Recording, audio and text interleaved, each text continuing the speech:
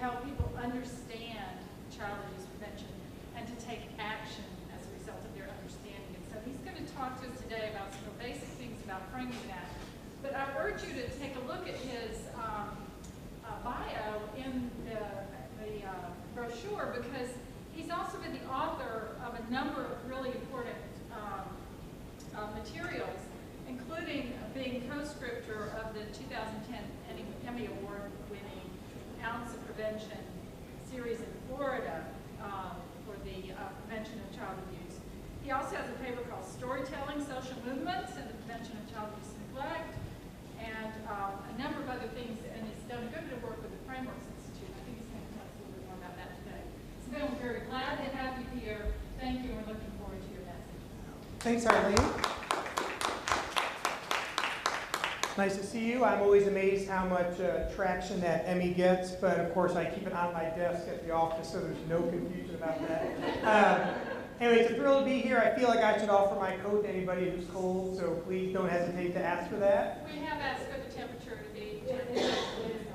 It is. No, it already feels slightly less Arctic anyway. Anyway, it is a thrill to be here. And I'm Ben Tanzer. I work in communications and messaging. My background is in social work, though, and a number of fields. Have worked in the field of homelessness and HIV/AIDS, all over the place. Anywhere where things seem interesting and people need support, and anywhere we can talk about language, I'm really interested in going. So, want to say a couple of things right up front. Questions that have come up in previous workshops. One, we're going to talk about messaging today. I promise you it's really cool stuff, but I do want to stress, this is not a message that is going to prevent child abuse and neglect. It is a message that's going to get people to the table. That's what we focus on. How do you get more people to the table? How do we get our neighbors to the table, our family, the people we go to church or temple or mosque with? Why do people from the pool or Little League or dance actually want to show interest in our work? That's what we try to concentrate on. But one of the first times I ever did this workshop, some guy stood up and said, "Is this going to prevent child abuse or not?" And I said, you know, you're already preventing child abuse. You need more people coming to find out what you do. So that's our goal, is to get more people to the table. The other thing is, this came up at another workshop where someone got very upset with me. This is not how you talk to your clients, right? This isn't a client or therapeutic-based message.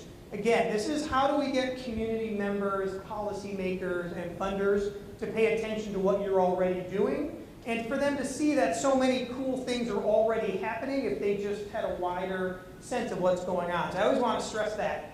Also want to stress that I will pause for questions repeatedly. I'd much rather we're engaged in a dialogue. However, I am also from New York, and so you should not hesitate to jump in whether I ask or not. I'm very accustomed to people cutting me off. I expect it, so please don't hesitate. You have something you want to say, please say it. That would be terrific. The other final thing, and then we'll really jump in, is we don't have internet access, which will make it very hard to check emails during the workshop, which is probably good, but I was going to show you a video. So I'm just going to do a brief visualization exercise with you about this video, because it's always a very entertaining way to start. In this video, and I will send anybody the title who wants it, but you can always Google shirtless guy dancing on a hill at a concert. If you Google shirtless guy standing on a hill at a concert, you will see a huge festival that took place somewhere on the West Coast, and there is a guy, and that guy is shirtless, probably very hot, I hope, and he is dancing on a hill by himself in his own world. And as he dances, people start running over to join him. And one person becomes two, two becomes three, three become 50, 50 become 100, and soon there is this beautiful mob of people dancing together, following this guy's lead. And one thing people like to do, this has become very popular the last couple of years, is to show that video as a metaphor for leadership, right? That if you can put yourself out there, if you can be fearless, if you can show the way, people will follow you. What I want to say is I disagree with that. That works sometimes, but what we really want to do with leadership is ground our work in innovative programming, good messaging, policy work, and getting out in the community and showing what we're doing. So I actually think the guy on the hill is a fluke, though it is a terrific video. The question then becomes, and the question I actually spend a lot of time struggling with, is why doesn't the public take more responsibility for social change? I mean, this is a huge driving force at our office, because whether it's child abuse and neglect or any issue you care about, sorry, I don't know why the microphone, I gotta keep my head up apparently. Whatever issue you care about, not enough of the public cares as much as you do. And this becomes our driving question. Why don't they care more? One argument is that people don't care because they don't know what they can do. That if they had a better sense of what their role could be, they would be more actively engaged in your work. I always call this the father-in-law rule. You know, I have been married, not bragging, but almost 20 years. Not sure I've won over my father-in-law yet. However, one conversation we had a couple years ago, he said, "What is it you do?" And I realized that all the years I've known him, I've basically been doing the same stuff, and he still has no idea. And then I told him what I did, and then I said, "I can't figure out why more people like you don't want to help out with what we do." And then he said, "You never tell me what to do." And I thought, you know, I am never going to tell him what to do. That's my plan. I can tell him what to do at all. He's pretty scary. But then I realized that science backs that up. We really don't tell people often enough what to do, and they don't know what to do, and they are stuck. And that is a communications failure. And that is really why we're here today, because we fail to communicate in a fashion that gets people interested in the work. And that is our challenge. And that is all of our challenge, whatever you all do, because we are all communicators for children. And I think the Lunchtime Awards demonstrated that. We are all out trying to figure out how do we get people engaged. And if we're not thinking about it, we should think about it a little more. Because I always say, if you can get 10 people to the table, wouldn't it be great to have 1,000 people at the table? Yes, ma'am. I have a question. One reason I'm in here is I work with a very young military population, and some of them will refuse to answer the phone, but they will text. So what you're talking about, when we engage in them, our program is voluntary. So if they respond to us through social media, I want to have a way to communicate with them with social media that catches them to know that prevention and support is a positive thing. So does that go in the context of what we're doing? Absolutely. Here's the thing. Not necessarily going to talk about the tools we use, but we can talk about the language you could be using. Yeah. I'm in the tools. And one thing I want to share, and we're going to come back to this repeatedly, this field was built on scaring people, really, in many ways. And it was very successful. You know, when they started polling the country back in the 60s and 70s, and they would ask people, do you think child abuse and neglect is a serious problem? Maybe 10% of the country would say yes. That number has now been sitting at 90% for a number of years. So we won a certain kind of communications battle. We've got people to believe that this is a problem, but what we haven't been able to do is to get them to want to actually take action. And knowledge without action is also a failure on our part. So let's talk about some of the language, and this applies to those parents, and we'll sort of walk through it, because I'm going to tell you this, it seems to contradict why we do what we do. You can't go out and talk about child abuse and neglect. That appeals to a very small part of the universe. And those people are probably already helping you out. Our question is, how are we going to appeal to everybody else? Here's one thing we also know. We know that when we communicate poorly, people default to the pictures in their head. Now, I apologize. This is a very simple idea. I've always tried to think about a better way of saying it. But I want you to think about this, because if you only leave with this slide in your head, I think we'll have a sort of victory today. Everybody's got a file cabinet in their brain, right? And in that file cabinet is information about every possible topic under the sun. The challenge is, the files they may have may not be the files you want them to have. The ideas they may have about child abuse, about family, about parenting, about South Carolina, whatever it is, may not be how you want them to think about the issue. And so our challenge is not, and that's what's called a frame, right? They have a certain frame. And our challenge is not to trigger those pictures, but trigger the pictures you want to trigger. And this goes to your text message idea. You know, you need to send out a text message that talks about healthy child development, that talks about supporting parents, that talks about the innovative things you're doing. That's what people respond to. We're going to get into some of the details around that. But that is not how we've talked about child abuse and neglect for most of the history of the field. What we have talked about is the epidemic of child deaths. What we have done is shown them pictures, graphic pictures of children beaten up. And I don't mean to be crass. That is how we built the field, but we can't do that anymore. It's not effective if you want to reach those parents, if you want communities to play an active role. Now, sometimes my boss will say, if I get in a room, I can say anything and people will listen. I believe that. He's incredibly charismatic. He's got a whole universe of work behind him that backs him up. But he's not sending text messages. He's not blogging. He's not writing the annual report. That's the stuff all of us need to worry about. Is how do we tell people what we do? It has a huge impact. So I think it's really important to stress this. If nothing else, if you pick up nothing else today, this idea that we need to say it differently so people hear it differently is crucial. I always say, think about how much information you take in on a day. I mean, I know we're down with the internet and all, but who's been on the internet today? Who's picked up a newspaper? Who sent a text message or a tweet or been on Facebook? I mean, think how many things you've done by 1 o'clock, and somehow I'm supposed to talk to you about messaging. I either do that in a way that's effective or you are filing it away as one more thing you've heard today. That is our job. So that's only 2 slides. That is a good time to pause. This sets the tone. If anybody has any questions about that, does it make sense? And it cannot make sense. That's cool too. We'll address that. All right. So here's the thing. It's good to always share a little history. I don't know if you all can see that, but that is a burner on a stove. That burner on that stove has a horrific message about how we burn children when we want to punish them, though other people make macaroni and cheese. This was part of the last national campaign that Prevent Child Abuse America was part of. It was horrific. There was a burner, there was a closet, particularly scary, there was a bathtub. And the idea was, though no one said it like this, that we were going to scare the public into caring more, right? That this was going to say, whoa, jolt them into caring. And I can tell you right away, and we can talk about this if you want, you cannot scare most people into taking action. So I want you to think about the way you all write things and say them. I want you to think about the people who pitch you on, pro bono marketing campaigns. I would suggest most of the time, they've got some really cool way to help you scare the public. I am telling you this does not work. We finally have the signs to back it up. This campaign this is like $1 million campaign. It was pulled in 72 hours. I mean, nationally. PSAs, advertisements, because people were terrified.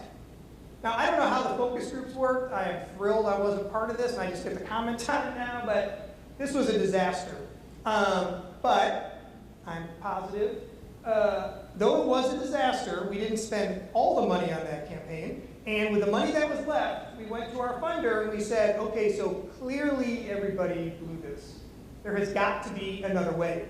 And what we did was, we met the folks from the Frameworks Institute in Washington, D.C., who help social causes tell stories differently. And I'm putting this in here because I have a board member who once yelled at me for not putting this slide in here. But this will show you all the research that we have been funding over the last 10 years as we've tried to figure out how to message better. What's great is the funder we were working with said, yes, you've blown $900,000, so take that last chunk and figure it out. That was good. From the ashes rose this. So now one of my jobs is not only applying this every day, but trying to translate it for all of you. So at the end of this, I'm going to give you a link for our toolkit. We built an entire toolkit around everything you're going to hear today. All of those studies are available. Now, I do not want to sound like my 11-year-old. Some of them are very sciencey. But if you can work through that, the information is fascinating. I'm going to give you the layperson version of it now. But just so you all know, this is funded. It is scientific. There is real evidence. Obviously, we all believe in evidence. I want to make sure you know that's there. Another thing you need to know, Frameworks is very protective of their information, even if you've paid for it. So I was so worried that they would get worried that I was going to travel the country talking about their research. I got their approval for my translation, and then I asked them to put it on their slides. So let there be no confusion. Framework supports this. I was concerned they would not, and this has allowed us to talk about this. Now, I'm only going to talk about a slide or two, and we will pause again, but this is very important, because this is about how we craft a message. And this has nothing to do necessarily with child abuse and neglect, but it has everything to do with how we talk about our work. And I mean talk about our work whether we are sending a text, whether we've got 30 seconds on an elevator with a funder, whether you're writing a 10-page article. There is a way to structure things. And I can tell you that as a field, we spent many years not remotely structuring anything like this. So let's take a moment. Levels matter. Language matters. Order matters.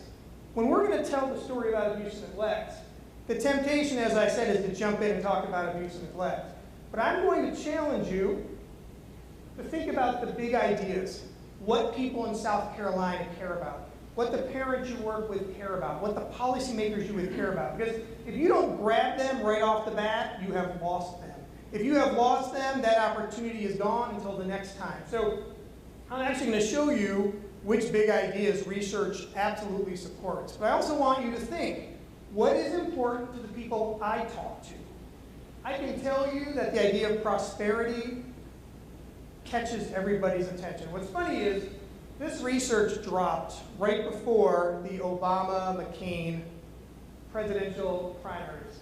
And I remember my boss is like, prosperity, you gotta be kidding. No way that works. And I said, I'm telling you what the research says, which of course is not a real argument.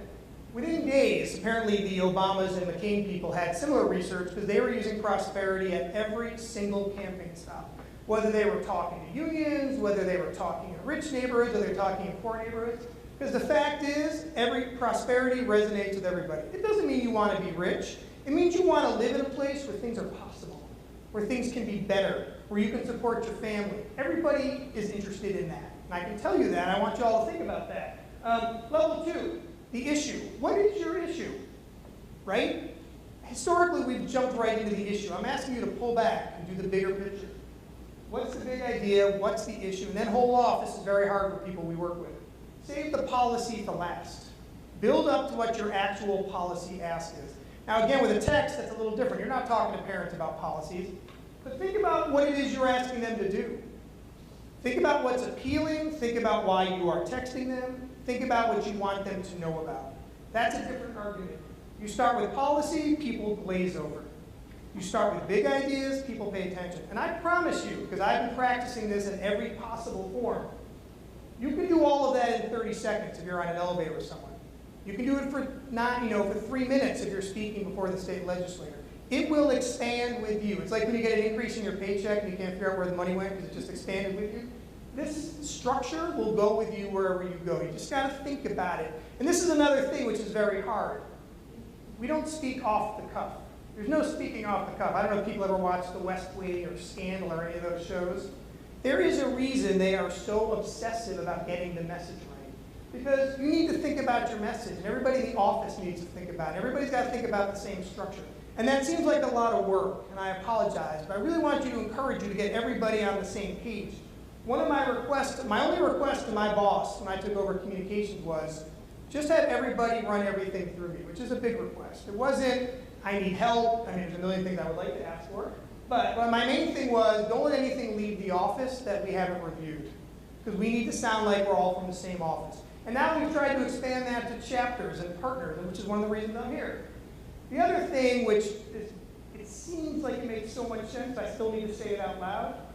You must connect the dots for the public. We call them causal chains. That's the research phrase. But I'm just telling you to connect the dots. Don't assume people know how to get from A to B. They do not. Nothing, and I'm going to say this now, nothing you ever say makes sense. I can promise you. And I want you to think about how many conversations you've been in where someone looks at you and goes, oh yeah, that sounds interesting. So you're protecting children. They'll jump right to that because they cannot figure out what you're doing. So I want you all to slow down and think. We do X so we can accomplish Y. And I want you to think about how to say that. You know, it's funny, last year my son was learning how to write essays. And the whole lesson was connect the dots.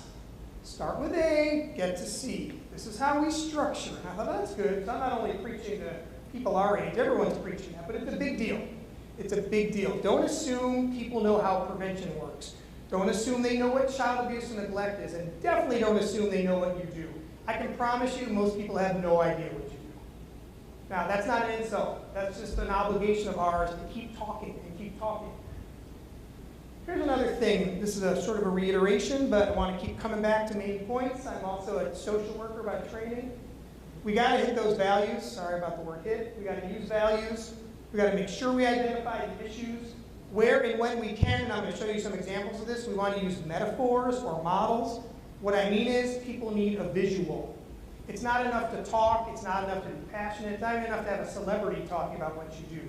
People need to be able to see it.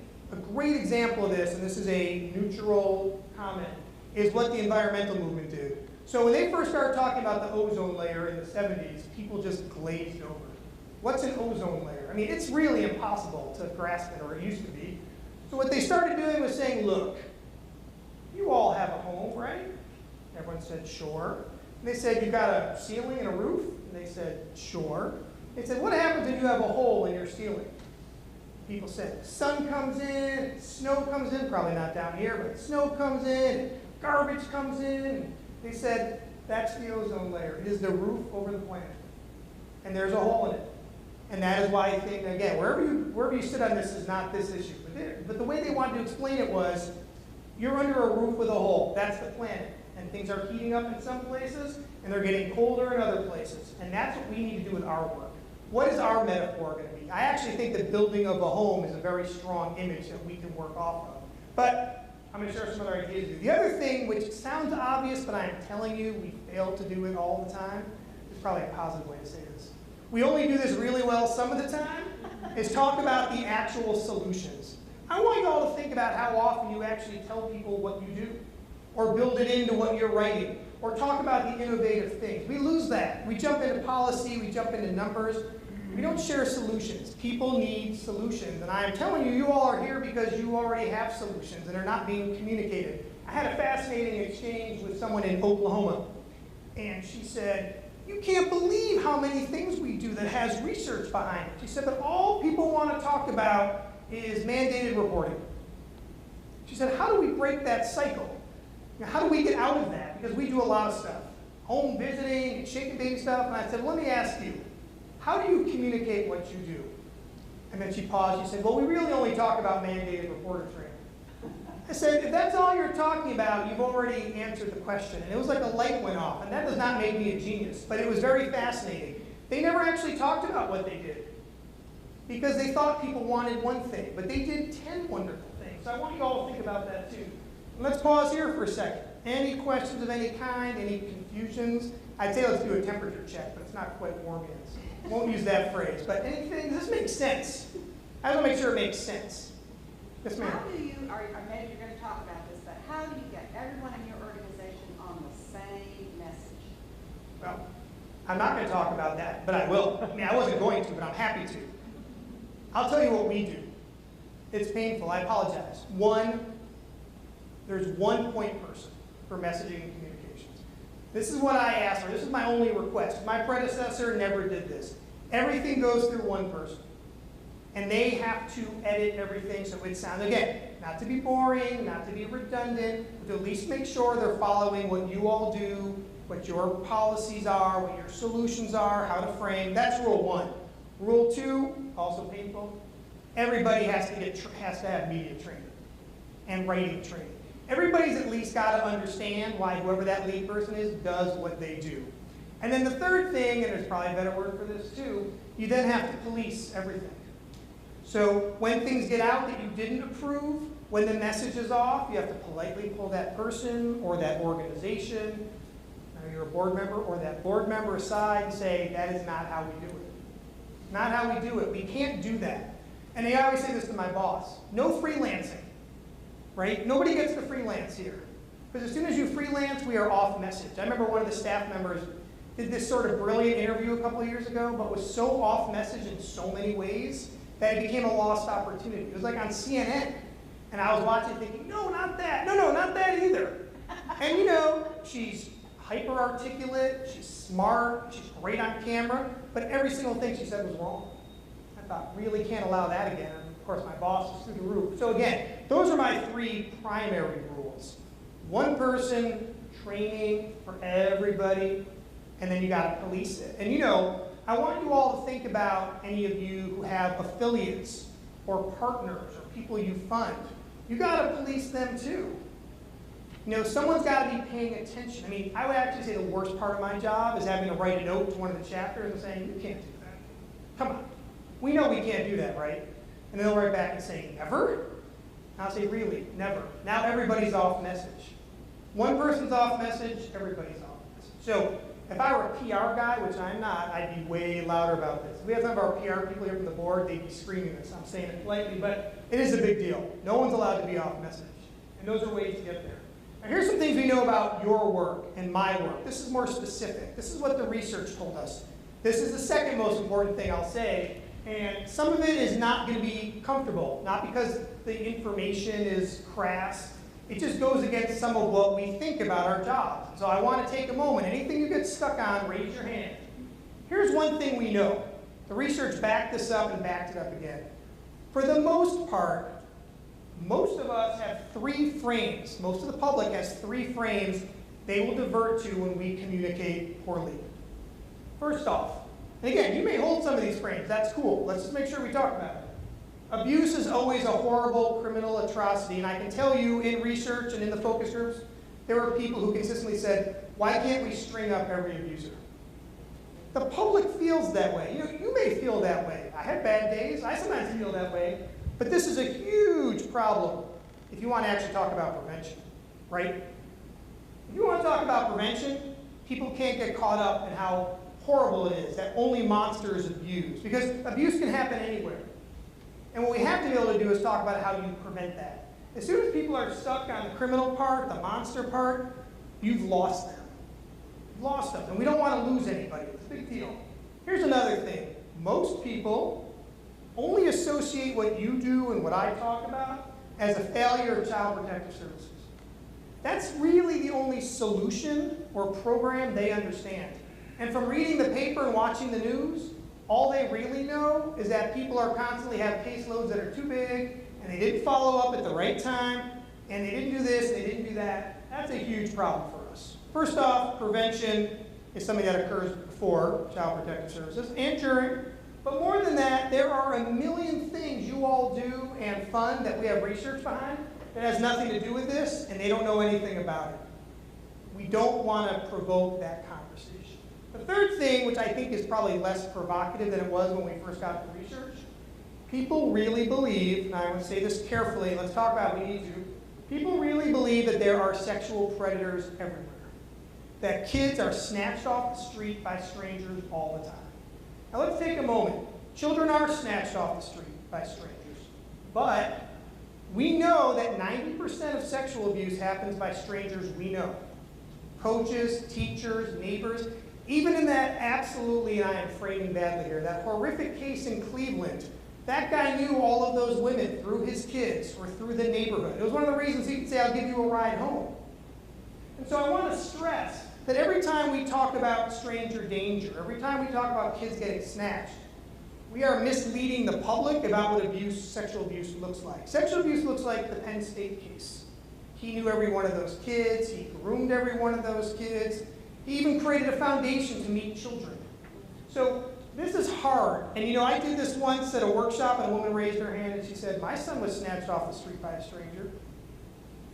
And I said, I am really sorry. And then she said, no, I'm glad you said it. She goes, I know that's the exception. She goes, we built a foundation around your message, not around our experience. So I want to push that. We need to make sure people understand that, because most people don't, and the media reports it very poorly.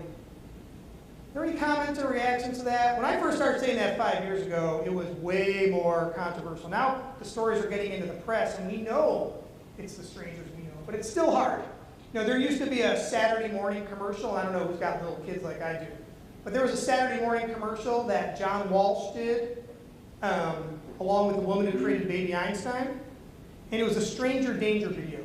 And the two of them are standing in a soccer field, and the stranger guy, who's in this horrific costume, sprints across the soccer field to grab children. And that would come up when I was watching like Caillou with my older son. He would say, what is that? You telling me strangers run across the soccer field and grab people? And I thought, we're never going on a soccer field again. But it was impossible to explain to him what was going on. But I always dreaded that commercial coming up. Now we have TiVo, which is good for my younger son. But it's a misnomer. Yes, sir? From my experience, you say the press likes those. Well, they love it. They like to have the horrible criminal atrocity. They don't want to send the positive message. They want to have that train wreck. I would say it's a moving hand. It is probably the second biggest challenge of a job like mine, and really all of yours, which is retraining the media. For years, this is a positive. For years, they would call me with stories like that, and I would stay on message, and we would never get quoted. I would say, that's not actually the real story, or that's not the story. You know, and I would do it politely. I would bridge, got a bridge. I would move them to a new topic, a new narrative, but they would never quote us. Now in the last couple of years, we're getting quoted, we're getting repeat calls. I think we're slowly winning the battle. But it's a retraining thing. Yeah, absolutely, and it's a huge challenge. But you can break down those barriers, but again, it's repetition. You have to hand it back. The media, when I deal with them, they're very interested in what the real story is and how do you, because they're just like us, they care too. They do. And if you can spend a few minutes with them talking to them, then the light bulb goes off and they get it. But again, if it leads, it leads. That is our battle. And you know, I really want to stress that, like training your staff, you got to train the media too. And all this stuff is work. I know that. It's terrible. But put in the time up front and it will pay off. You know, now that CNN or MSNBC or Fox News calls us with follow-up stories and says, you said that thing a year ago. Could you repeat that on this story? We've opened a door. That was several years, of nothing. My boss would pull me in for one-on-ones. He'd say, seriously, no one's quoting us? I'd say, seriously, we're framing a message they don't want to hear. And I just kept saying, they're going to. It's a lot of work. Here's another thing. I already said this earlier. I just want to say it loudly. You cannot, and the research backs this up, you cannot open your message with the statistics. I'm not telling you to run from the statistics. I'm telling you that when you do your ordering, that you finished with the statistics to back up everything you've already said. You open with statistics, you have lost most of the audience. That's a huge problem. Also, no photos of beat up kids. I'm telling you, you cannot use them. People use them all the time. People will call us and they'll say, we're raising money for you. Look at this cool thing we put together. And the website is covered with abused kids. And I'll say, we love you.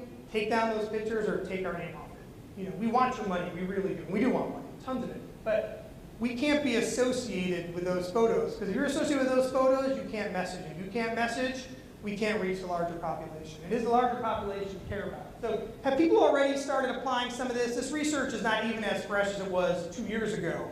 But it's important. And I want you all, every time I say something, just think about how you do things now.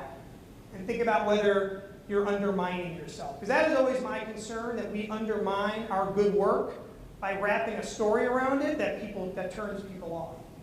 If you lose the audience, it almost doesn't matter what you're doing. It matters for the kids you're supporting, but then think how much bigger your reach could be. Now, I know PCA America's national office and me personally, the question is always how big can the reach be, not how big is it now. It's not to not celebrate success, but the widest success is the goal. You know, for the environmental folks, if they shut down a factory that's burning something terrible, and we've got one on the south side of Chicago, and people have been getting poisoned for years. If you shut down that factory, it's a victory. But if the state passes a policy that says no factories can burn that particular thing, then you've saved thousands of lives, not dozens. That's the goal, right? Which is how much of an impact can we have? I had a fascinating conversation with our Florida chapter a couple of years ago.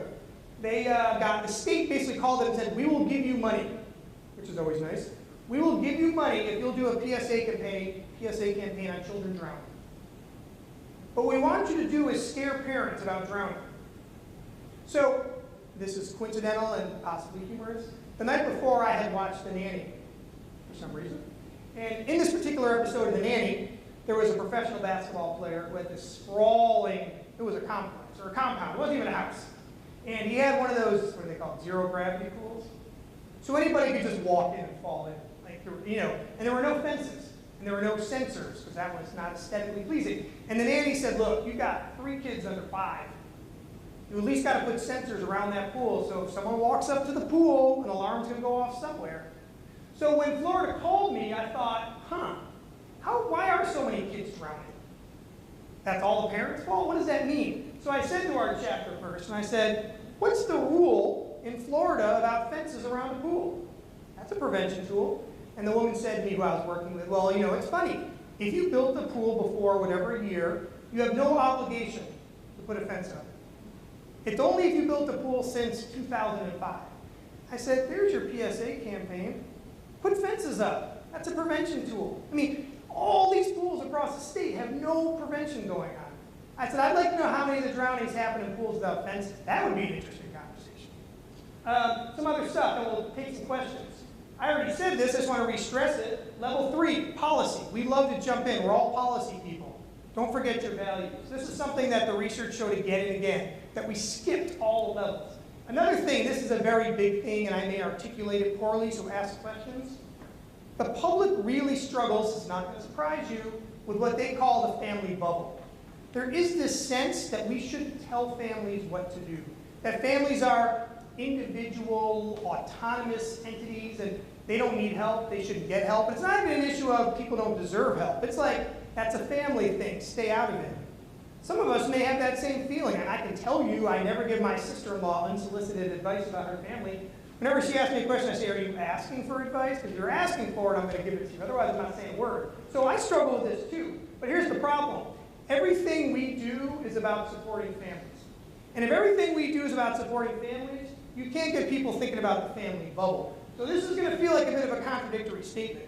Part of your job and your narrative is not to overstress families. The idea of family. That is not an anti-family comment. That is a communications comment. When people get stuck on family, they stop paying attention to you. So part of your job is to talk about children and community and ultimately family. The other challenge you have here, and this may also be provocative, I apologize, yes, I am a social worker by training. Children exist outside the family. And when we only talk about family, we ignore the fact that kids go to school. Some, most, not all. Go out to the house to school, or they go to Little League, or they go to dance class, or they go to church without you, or they walk to the drugstore without you. All of these things are how children grow. And so if we only talk about family, we ignore all the other environments children live in. Now, maybe you homeschool. That's cool. Maybe your kid doesn't do anything. I wish my kids did more. But kids still exist outside your house. I mean, there are days where I may not see either of my children for like 8 hours. And not because I'm ignoring them, but because they go from school to rehearsal to a friend's house, and then they drag in at 7 o'clock. Right? So that means they've been out of the house from 8 to 7. Doing good things that grow brains. But that means they've got a whole universe. I'm going to come back to this. This is a very important point, because people really get stuck on family. They get stuck on family, they don't want to get off of that topic, and then they won't hear anything else you're saying. So just think about it. A couple of things we discovered early on. We're going to pause in a second. Family strengthening, which is very popular phrasing, is a challenge. So when you use it, think broadly about the family bubble. Also think about the fact that when people hear strengthening, there's going to be a group of people that are going to say, I knew those families were weak. And you don't want that. Because when people say, I knew those families were weak, they don't say next in their mind, how am I going to help them? They say, there you go. And I'm going to tell you, I used to do this research before I spent time on the playground at school. Now I know how parents feel about other parents. Not good? Not good. All we do is denounce other parents. I think I did it at lunch. I didn't mean to. I was talking to the safety people, and we have friends who let their 7-year-old ride in the passenger seat. Come on. On the other hand, they don't let their kids walk to the drugstore, which we do. So we are also have a problem. But anyway, I just want you to be careful. I want you to think about it. Also, prevention. I'm telling you now, people do not understand what the word prevention means. I know that seems shocking. They don't understand it, and they don't associate it with your work anyway. They have a whole different idea. And some of this is generational. Right? There are people who never grew up with prevention. Nobody was preventing health issues before they happened. There's no questions of, should you get, it's the top of my mind, I have a mom and a wife, you know, should we get a double mastectomy just to be safe? I mean, all those things didn't exist 20 years ago. And so people don't get it. You really got to articulate it. Don't throw it out. That's a connecting the dots thing. Another thing is when people hear prevention, they tend to think gang violence. So that doesn't help you. Why is that? I don't know, but it's the media. Okay, early child development, not a lot of challenges there. You can think of ways to talk about early child development. We're going to talk about this a little more in a second. Healthy child development, brain development, people love that. Now, I can't tell you why people love brains so much. It's like the moon. I just know they're fascinated by it. But when you can talk about brains and how violence and abuse and poverty undermines brain development, I promise you people will listen. That's a conversation people are ready to have. To that text message, to those parents, you talk about their kids' brains, you talk about how their kids are going to grow, they'll read that text. And I got to tell you, people really don't know things. That is not an insult. But it is a reminder that we have a lot to teach. You know, there's a pizza guy I hang out with. And one day he said, you know, my girlfriend and I don't live together. She's got my son. He goes, I only get 20 minutes a night after work. He said, if you were going to tell me to do one thing every night, what would you tell me to do in 20 minutes? I said, I would tell you to read. And he looked at me like that was the most unbelievable thing he'd ever heard. And he said, I'm going to do that right now. And I thought, that's not obvious? But it's not obvious. It's important. Yes? I was dealing with two very intelligent parents recently, so they weren't very intelligent, but I did my school that was professional. And I said to them, do you know that murder that you saw on TV right now? So that 18-month-old that happened in his living room, and they were totally aghast. I said, that's happening in his living room. That's not happening on TV in a production center. And it was really shocking how they did not know that it was literal an 18-month-old was on TV, even though, to me, that's broad knowledge. And I want to stress this. That's an important point. We never, this is really important. It's great when you're giving out awards, but never try to stress that some parents are awesome and others are bad. Stay neutral.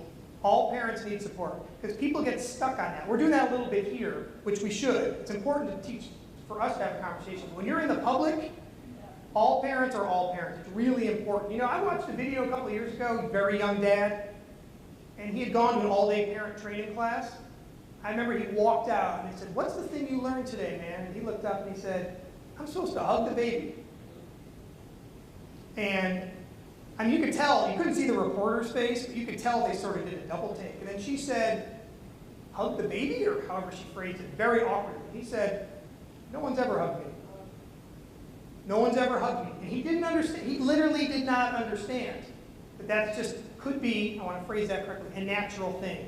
That was the biggest thing he learned in an 8-hour training. Think how profound that is. I also don't want us to get stuck on parent training, because we need to think big. But these are important things. People don't know them. Got to connect those dots. Another thing I just want to stress, community is great. You always want to talk about community. But there's a trap, which I want to stress. I want you all to think about how many times you've done this. I do it. You don't want people to get nostalgic about their awesome community growing up. If you hear a person say, oh man, in my community you couldn't get in trouble, the neighbors would call the house, you've lost your messaging battle for the day. Because no one's going to talk about policy or programming after they start thinking about their great neighbor who always sat on the porch. I have to say, I did not grow up in those neighborhoods, so I always find that fascinating. But everyone's got that experience. And it was funny, I told this story somewhere, and this woman raised her hand, and she goes, that explains it. And I said, what? She goes, I was trying to message about policy last week at the state legislature, and one of the head of the committee looked up and said, oh, in my neighborhood, you could never get in trouble. She goes, then they didn't pick up the bill, didn't talk about the bill again. We spent 20 minutes talking about this guy's neighborhood. Don't let that happen. However you can avoid it. A couple other things, and we'll take a quick questions.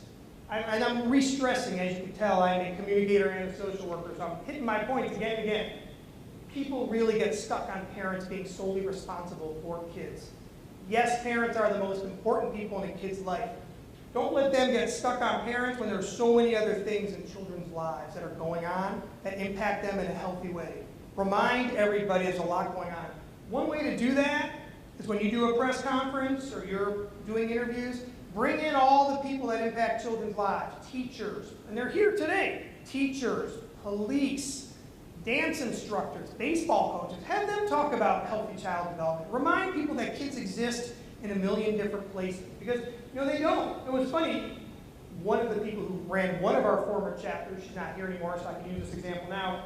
You know, she said, well, actually, in Wyoming, our kids don't do anything. They don't see anybody. They don't go anywhere. It's tons of open space. I have been in Wyoming. I said, you're telling me your kids never go to the rodeo? You guys have high school rodeo teams. She said, well, that's true. And I go, I know church is big. I know church is big in Wyoming. You tell me no one goes to church? She goes, no, that's true. I go, nobody goes to school in the whole state? And she's like, well, no, everyone, you know, people go to school. I said, so that's at least 3 places your kids are that are not in the house. I go, I'm sure we could expand the list. And I wasn't trying to tease her. I was trying to remind her that we have a bigger conversation.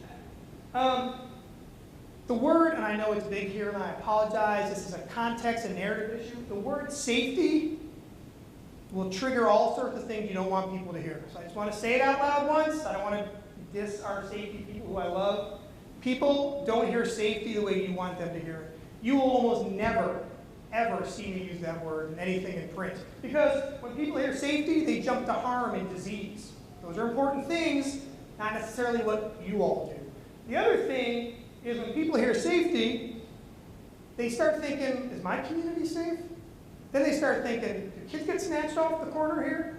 And then you've lost them completely. So when you use safety, just make sure you use it in a larger context. Don't jump out ever and say, we believe in safety. That's a huge mistake. Don't do that, please. You can talk about safety in the larger context of stable families, supporting parents, providing home visiting, trying to keep kids safe, but don't just throw it out. If you throw it out, you are falling off a cliff. Another thing, which is a trend, I want to push it. Most people really believe that if a kid's not doing well, it's a lack of parental discipline. And they blame the parents. So I want to keep coming back to this. Let's not overhype or underhype parents. People really don't think parents do a good job, and you don't want to have that conversation. You want to have a conversation about what you do.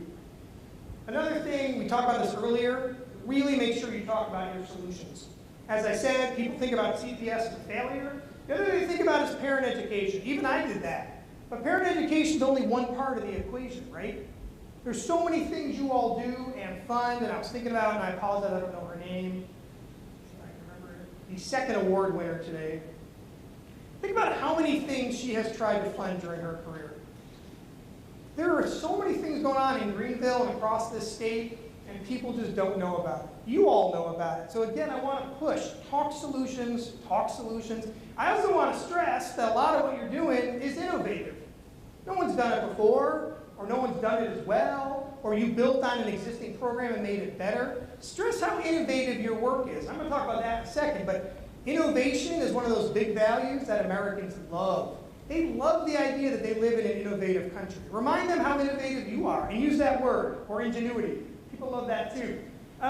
Let's take a moment. Questions? We're going to do an exercise. I don't have the internet, so we're going to push forward. I'll show you a little video and make you do some homework. I won't do that to you, but I will stop for a second. Is this making sense? I just want to keep coming back to that. My experience over the years has been some of this stuff people have never heard or heard it like this, and then they hear it and they go, that has been bothering me for years. Now I know why. That was my experience. You know, I think it's helpful. This is not an anti-public relations comment, but I am a social worker and a language person. And when I heard this, I thought, that is exactly what we haven't been doing. And I didn't have some of the other stuff in the way. You know, if you get trained in PR right out of college, most of this is antithetical to what they told you to do. You're supposed to scare people. You're supposed to boil everything down to 3 words. That is not how our jobs are going to work. Our jobs are going to be to tell stories. They're going to be tight, but they're going to be solution focused. You know, it's not selling milk. It's a different thing. I love those milk ads, but you know, we can't necessarily do that. But we can tell a story. And every time you have a platform, you can tell a story about how great it is what you do and how you are building kids' brains. And people will listen to that. And here's what I want to show you. Not that, because apparently I can't show you that. But I want to show you how we literally, and I want you to take this home. We won't get so far into it. I just want to check the time. Anyone have the time? My son took my watch, and now I'm like quarter after. So we have 30 minutes. Right, we go to 2:45? Slightly less than 30. Okay. I'm being too literal. Sorry, but good. We have plenty of time. I like to know I'm on schedule anyway. This is important. I want you to digest this. This is not going to be something you're going to walk out today and say, I knew exactly what I wanted to ask. But I hope you'll think about it and ask questions later. This is how we're trying to reframe what we do. This is still a story about preventing child abuse and neglect, but the focus is on developing kids and kids' brains. And this is not necessarily how you'd say it. A lot of big words, a lot of words won't flow off your tongue. But the idea is to craft it into something else. All right? So look, where you start is prosperity, right? The great state of South Carolina wants to be a prosperous state. The great city of Columbia wants to be a prosperous city. To be a prosperous city, you've got to care about community and economic development. If you care about those things, you've got to care about how we raise children. And we can back that up. You all can back that up, right? What we go on to next is the basic architecture of the brain. That is happening starting in utero, right? You are affecting child development from the second that child comes to be. And the question becomes, how do you want to do that? What's it going to look like? And I am telling you, even better than brain development, people love the phrase brain architecture. It tests so well. People want to know exactly what that is. What do you mean you're building brains? I want to know about that. And this is important because through much of history, people assume children popped out like as a blank box, right? That nothing had happened before birth. Not true. There's 2 stages in a child's life, you probably all know this, where the brain grows the most. In utero and 0 to 3. There's research that shows if you can expose a child to language, other languages 0 to 3, they will be able to learn other languages for the rest of their life more easily because they will build that part of their brain. After 3, you don't get to build that part of your brain. You can still learn other languages. This is why it's so tough for adults to learn a new language. That part of their brain doesn't exist. Kids are building synapses. I wish I was a brain development expert, because that would be really cool. They are building synapses all the time. They are destroying them all the time. They are building the brains they need, and that's what we can do. And that's what your work does. I want to stress that, and this is good for these text messages. You're building those brains all the time. You know, I always tell people this story because I find it so funny. If you blow a raspberry on a baby's belly, that builds brain cells. So I said that once, some guy said, I did that today. And I said, that's awesome, you'll build the brain. So look, the other thing is brains are built from the bottom up, right? You give children skills, those skills beget other skills, and you go back and forth. And this is why all these little things that seem so dopey, when you're a parent, are so important. Because you're not just goofing off with your kid. They're growing. They are growing brains all the time, right? And I can't even tell you what the best stuff is. That's up for you all to decide. But whatever that is, we want to talk about it. The other thing we want to talk about is that this is a constant, it's almost like a tennis metaphor. It's serve and return. You serve the kids some idea, they hit it back, right? I mean, think about that moment for any of the parents or grandparents in the room, or anyone who's been around their nieces or nephews, where you do something, they raise their hands up, and they want more. I think one of my son's first words was more. He is not going to shift on that. More. And there you are, all afternoon long. But you're building brain the whole time. So this is the story. This is the story people don't know. I would even tell you, which is not going to surprise any of the women in the room, that recent research shows that men's brains continue developing into their 20s. So we have a great opportunity to build brains. It's a lifespan. It's not even just 0 to 3, which also explains a lot of college behavior. Anyway, this is the new story. The story is we want to build child development because we want to build communities. We want to focus on the brain because that's where it happens. This is what it looks like. This is how it happens. And the other thing is, it's not all testing, right? It's also the social and emotional stuff. I always say, my older son is a math whiz, which to me is so completely foreign, you can't believe it. But when I see him at school, he's hanging on the side of the playground, he's not necessarily playing. He's thriving in one way and not the other. You need them both, right? You need them both. And so one of them can't do without the other one. And that is one of our challenges. Not my younger son, he's the mayor. He pops over the fence, everyone's like, Noah! He's like, one moment please, let me put my bag down. I don't have to worry about that as much with him. But the older one, try not to be a helicopter parent. But you want to remind people of that. In an age where all we do is talk about test scores, you can't overlook the other part. Now here's the thing. Don't think we don't talk about child abuse and neglect, but we save it. And what we do is we talk about toxic stress. Now I want to stress this phrase, sorry that's redundant. People love getting caught up in conversation about good stress and bad stress. I can tell you personally, I have no interest in good or bad stress. Everybody understands that toxic stress is something else. That violence and poverty and being exposed to abuse, these are things that undermine the brain. And that's how we talk about abuse. We talk about it as a toxic stress, as being an environment that has so much toxic stress that all this other stuff we care about gets undermined. And people will listen to that. Another phrase, I hate to sound so researchy, but toxic stress tests you really well. People stop and listen to you when you mention that phrase. My boss hates it. So I keep reminding him that, well, at least the research backs up. It will stop people, they will listen. They will not turn off. They want to know what you're talking about. And then you finish, and this is great for funders, then you finish with, look, if we care about all of that, we are going to pay for it up front. Because we are telling you now, if you have to pay later, if you have to fix it later, you're fixing individuals and you're fixing society, and those costs are unbelievable. And of course, PCA, my office, has done research to back that up. $90 billion a year we spend when we don't prevent abuse. And that's across all environments: school, mental health, jails, homelessness. It goes on and on. Those are things we could prevent and spend the money elsewhere. So this is the story, and I want you all to think about it. If you don't get these slides, I will get you these slides. Think about how you could use this story in your office. Because again, I just took 10 minutes describing it, but that's a 3-minute or a 90-second or even a 30-second conversation, right? We care about South Carolina. We care about it being prosperous. It means we have to care about South Carolina's kids. If we're going to care about those kids, we've got to care about how their brains are developing. Because that's the future. And by the way, future is a phrase that says well too. We got to build those brains from the bottom up. We got to make sure we're interacting.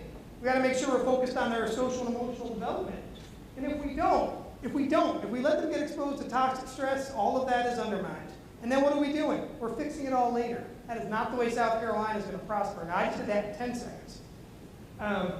We can play that out. Any questions? I mean, this is not the way to write it, but this is a framework. And I'm going to even break down some of these words for you and phrase a little further in a moment. But any questions about this? Does it make sense? Again, I want to keep making sure we come back. If anything else, let's make sure it makes sense, because then you can use it. And you can email me later and say, well, we tried this. It looked pretty good.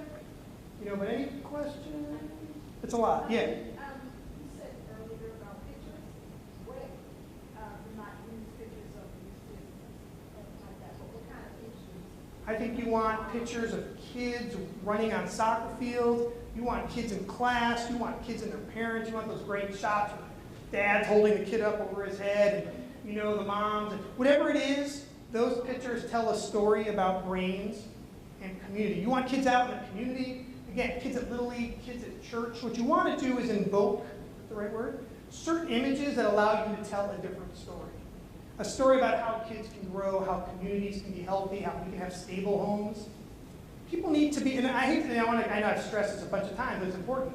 We want to remind people about what childhood really looks like and could really look like, right? I mean, my older son's new thing is, we live in downtown Chicago, and they go to public school like 3 blocks away, and 2 of those blocks are big, and he never looks left or right. I don't care what he says. When I walk behind him, he just runs right into traffic. So he keeps saying, when do I get to walk to school? By myself. He goes, because they let you walk to school in 6th grade. That's next year. I keep saying, you gotta be kidding. But at some point I'm going to have to do it. Not interested. Don't want to. But he's already trying to figure out where he's going next. He lives in a different world than I do. I'm like holding on. Don't want him crossing Clark Street on his own, but he will be. He will be. And I just want to stress that because that's part of the story, right? Which is, where do they live? How do they live? Here's some of these words I mentioned. I want to re-mention them because the research loves them, and if they love them, we can use them. As I mentioned, prosperity, keeping the country prosperous, keeping your community prosperous. People are really interested in that. That crosses all lines: racial, gender, economic. This is the world people want to live in, right? And we know that when we prevent abuse, we save money. And if we save money, we're more prosperous. I mean, that is about the most basic equation you could ever share, but it's important. I mentioned this earlier, I want to come back to it. Ingenuity or innovation. You all do really innovative stuff. How often do you talk about it that way? This country loves innovation. There was a great piece, now it's a couple of years old, but it was about the oil spill in Louisiana. Again, this is a neutral, non-political comment, but there was an oil spill. You might have caught that. And what they did was they went out and they interviewed people, and they said, well, how do you feel about the oil spill? I mean, people everywhere, not just in Louisiana. And it was funny. Some people were like, does this mean we can't get shrimp? And some people were like, does this mean we can't go there and swim anymore? Like, normal stuff. But the thing people said the most was, we live in America. Why can't they fix it? Can't they blow something up? Because people didn't understand how we weren't innovative enough to stop that overnight. They didn't get it. And I was reminded of our own research. People believe in innovation as much as they believe in anything. And I want to encourage all of you to think about your work that way. Stewardship, reciprocity, this is a big thing with President Obama during the first election campaign. How do we as adults steward the next generation?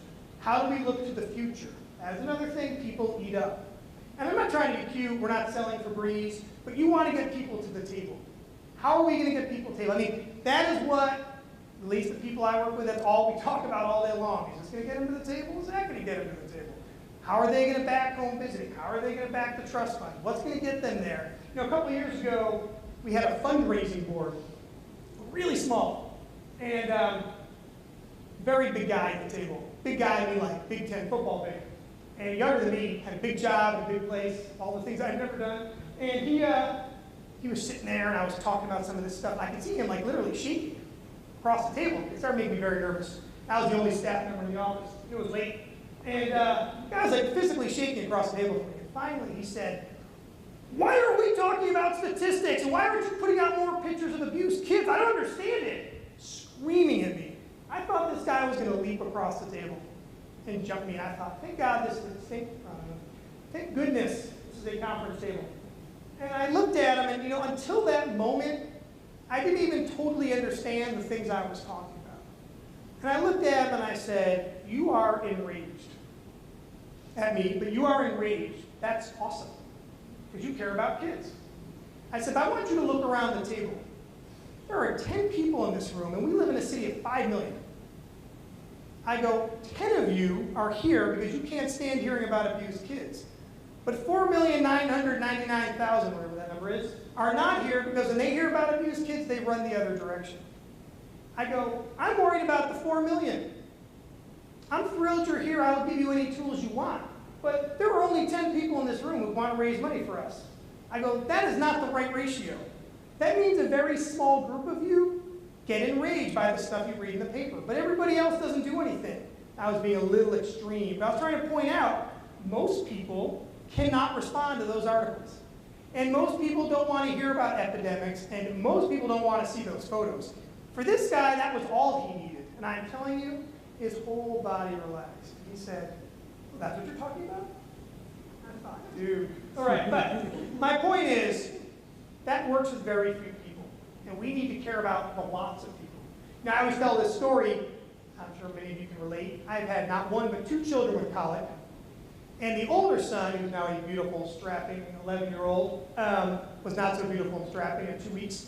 He would cry 15 hours a day, never napped. We had a baby that actually did not nap because he was crying too hard. He would pass out, he'd turn purple, and then he'd stop breathing. That was great.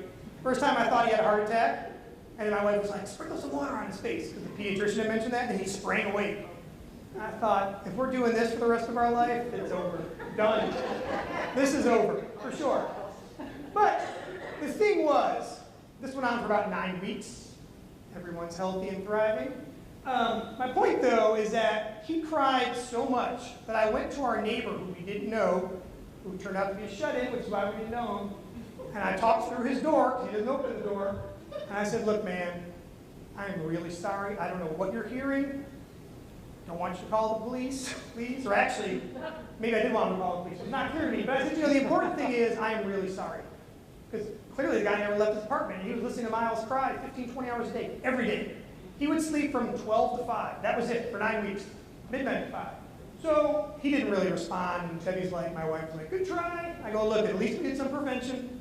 He's not going to scream at us. He'll feel guilty now."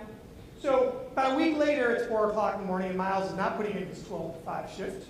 He is crying at 4 o'clock. It's unreal. He can't even get out of bed. We are glued to bed. And someone starts knocking on the door. 4 o'clock in the morning. I live in an apartment building in Chicago. Nobody knocks on your door at 4 o'clock in the morning unless they're going to kick the door in or someone's drunk and went to the wrong place. And Debbie's like, "Get that." I'm like, "You're out of your mind." You are out of your mind.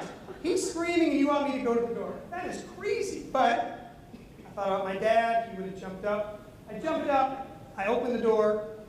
And there's a little bag. That's it. No person. And in that bag is a stuffed animal and chicken soup and a note from the neighbor that said, "Dear Miles, I heard you're really struggling. I hope this helps." That's always good for an awe. But what was funny was, it was awesome. I would still say 12 years later, it is the single greatest moment I've ever had as a parent. And these kids have gone through a lot. It's still my favorite moment. But I remember lying in bed thinking, we're going to get through this. I knew we'd get through it at that point. Up till then, it wasn't clear. But I also remember thinking, this guy's a superhero. But if he could do that for us, how can I get him to do that for other parents in the neighborhood? And then I started thinking about this stuff. It's not enough to knock on one neighbor's door. It's a great thing. He saved our lives. No one's calling the police. But think how many parents are going through that at that moment in the neighborhood. I started thinking, is anyone knocking on their door? And I thought, I don't know. I don't know. And that's why we do our job. Because one parent at a time is fine, but many families, that's a huge victory. And so even though I appreciate him, I still got really focused on work. Being a responsible manager. This is another good metaphor to use. Not a metaphor, but a good phrasing to use. We at the trust fund, we at wherever you work, we are responsible managers for the children in this community. We use your money wisely. We change lives. We build brains. We prevent abuse. You can trust us. People want to hear that. And I'm asking you to use it, and I'm asking you to tell me if it works. We're talking about metaphors. Yes, ma'am. That's your question. One thing that we try to do, and I'm asking you in this context. Sure. And you're really helping me with my life. Good. But asking is, we stress to them, you're doing the work. I'm not doing it. You're doing the work. So we want to be strength-based, and that you have this in you. You Right. had that in you 9 years, 9 weeks of knowledge. You had no idea before you were born that you would last you 9 years. 9 years part would go on. 9 weeks to come. Right. But always stressing that every one of these parents have something strength-based in them. Well, and that's huge. Every one of them. And this is why, again, I'm going to make my push, because my job is to push you up to the society level as I'm messaging with you. Every parent has that. Every community has that. And so, again, part of your job is to say, what are the strengths of this community? And you're doing it, right? You got this strength. What can I do to support that? You got this strength. What can we do to make it even better? How can we enhance that? How can we make you more awesome? And that is our job. How do you want to make yourself? Right. Good point. Good point. How do you want to do? What work do you want to accomplish? Because we do a screener, and half the time I think they lie on them because they, it's not hard to lie on the screener. It's just crazy. Lying is the easiest thing in the world. Yeah. That's what I've heard. How do you want to? What do you want to? What work do you want to accomplish? I think it's also important, you touched on this, and I want to say it louder. What are you already doing that's working? It's so easy for us to go into a community and say, here's what we do for you. But it's a big deal to say, what are you already doing? We'd like to hear more about that. There's a great story, which I'll get totally wrong, but Australian Aboriginal story that the guy named Jeff Linkenbach tells. He's a terrific community norms guy. If you've never seen him, he tells a story about how the Australian government went into some Aboriginal community. And they said, we're here to help. And they said, if you're here to help, we're not interested. If you're here to work with us, we want to hear what you have to say. And that's a big part of it. So a couple of things. We will run out of time, though we're on schedule. I'm happy about that. The brain architecture is the what.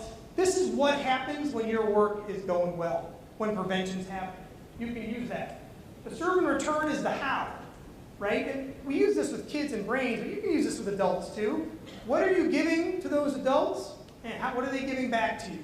What is it? And then I say the same thing with communities and states and society. What are we putting out there? How is it coming back? What can we do with it? And then toxic stress. That's the condition. I am telling you, use that phrase, you will get more traction than you ever get talking about abuse. Now, does that mean you ignore abuse? No, that means you put abuse in the context of toxic stress. Kids that are exposed to toxic stress, pause, like abuse or violence, all of this gets undermined. People get that. And now that I've said it, I want you to see how many times you see the phrase toxic stress come up in the newspaper. After I saw this research, all of a sudden I started seeing it everywhere. Japan's nuclear power plant, that is a toxic stress situation. This is, bless you, everything is toxic stress because people know that gets people's attention. That's what you want. You want to tell a story.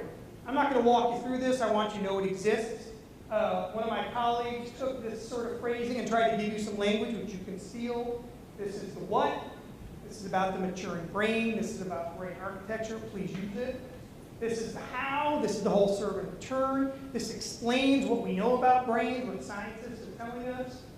These are the conditions, the toxic stress. And again, this really stresses, again, I'm being redundant, I apologize. People really do want to get caught up in good stress versus bad stress. This allows you to avoid that conversation completely. I mean, personally, this is not good presentation skills. I'm very tired of someone saying, but isn't that good stress? Builds character. I don't know what's good stress. I have no idea. My son being bullied at school, I think that's toxic. That's not good stress. He's not going to man up because some kid's being an idiot. But we can still talk about what bullying looks like in the larger context. It's toxic, kids suffer, brains don't grow. That's what I know, right? My understanding, and then we'll take the questions and I think we'll be done, is you should never do a workshop and not give people lists of do's and don'ts. So I'm going to give you some do's and don'ts, which you can use as a checklist later on. And then we'll talk with our remaining time. Here are some do's. And again, pulling together everything we've been talking about for the last hour or so. Prime your discussion with phrases like stewardship, responsible manager, future. Future will give you a lot of traction. Your work is for the future of South Carolina.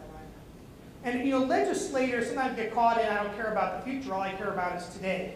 That may not always work, but it works with a lot of people. A lot of people love South Carolina and they're not going anywhere. The kid who gave me a ride from the airport last night, born here, raised here, high school here, college here, he's clearly never leaving. He is Columbia and South Carolina day in, day out. He cares about the future of the state. Use language of ordinary people. That's something I hope you've noticed I've tried to do today. Talk to them like you would talk to your friends or neighbors. Even though your jobs and what you do is very important, break it down, explain it. Talk about children's social emotional development. Do not get stuck on how did they test? How did that work out? What is it? In Illinois, it's the ISAT. How did they do on the ISAT? Ask questions. How are they doing? How are they feeling? What's going on at school? Again, talk about getting prevention right early. When we don't get it right early, it is costly to everybody. There's a better way to say this, the shared pleasures of raising children. My point, though, is that we all play a role in children's lives. And this is a message we've been coming back to a lot. We all play a role. You may play a role, and I know you play a role. Every time somebody jaywalks in front of me and my kids, and I'm not anti-jaywalking, I do it all day long, I'm not with my kids. But every time someone jaywalks, my 7-year-old says, does he want to die? And I say, that guy has become a lesson. I'm like, no, so he doesn't want to die, he's not being careful. But everybody's involved. Everyone's involved, The people who have been at our Walgreens for 20 years, where's the kids? Haven't seen the kids in a couple of days. How they doing? How's school going? People care. Tell that story.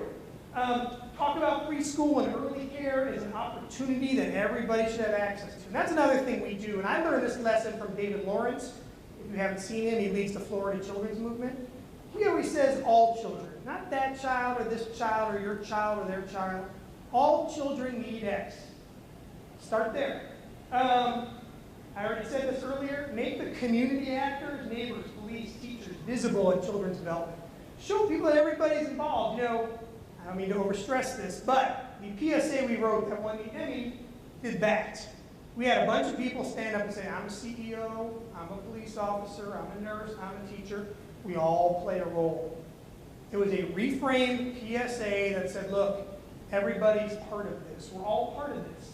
Whenever possible, and I've said this several times, connect children to the larger environment. Children exist in many places. Parents are their most and earliest, best teacher, hopefully, but they're in a lot of places doing a lot of things, having a lot of contact, and that allows you to talk about your work. Some of the don'ts, is sort of a little bit of the opposite. I want to make sure I stress this.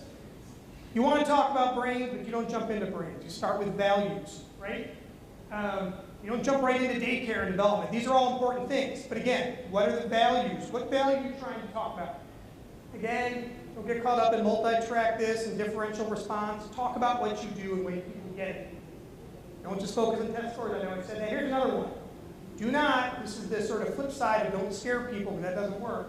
You also can't use the extortion model, right? Which is, if you don't do X, crime is going up. I'm telling you that doesn't work.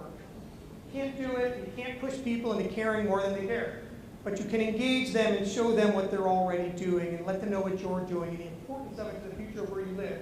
Again, I've said this a bunch of times. Do not push parents as super competent or super incompetent. That is a conversation you want to get stuck in. All parents. What do all parents need? They need to read the kids. They need to hug the kids. Maybe they were never read to or hugged. What does all that look and sound like? Child rearing is not, you don't have to have all the resources in the world to be good at it, right? You don't have to be well educated, but you have to care, you have to be supported. All of you play that role. Remind people that. And again, I know I said this, I'm going to re-say it. This is not 100% across the board. You really don't want to push family too hard. I know that's contradictory, but I'm telling you, people get stuck and they say, whoa, family. And I'm telling you, every time home visiting gets funding, you will see an advertisement from Chuck Norris attacking home visiting. Because he doesn't think anyone should be doing anything for families. I used to love Chuck Norris. I told you that word safety, very tricky. I know we use it. I know you've got a whole institute here around safety. This is not an anti-safety message, but it is being careful with that word. People do not associate it with what you do, and it makes your job more complicated. Also, the sort of individual frame. This is America. People love individuals. You know, we did focus groups, and people said, I don't get why babies can't pull themselves up by their bootstraps. I mean, people said that. Like they're little adults. I mean, I think that'd be awesome if they pull themselves up by their bootstraps. But it doesn't work like that. But don't encourage it either, right? This is about community. This is about society, about everything we all can do. And I think we are winding down, so we're in good shape. We can take some final questions. I told you I had this link for you. This is the toolkit on our website where you can get everything I've talked about, plus some bonus tools. This is me. You can email me anytime. Please don't hesitate. And if you're so driven, we have our new overhauled website. We have our blog where we reframe everything and try to blog almost every day. Well, several times a week. We tweet. We love tweeting. Follow us on Twitter. We'll follow you. And we've got a Facebook fan page. And it's a whole separate workshop. But everything we do, everything I talk about, everything we produce, we put out across all these platforms. So whatever your preference is, whatever you like on social media, you will find whatever it is you want, because I put it everywhere. I'm guessing we're out of time. Final questions. I want to thank you all for being engaged. No one fell asleep. That's always a victory.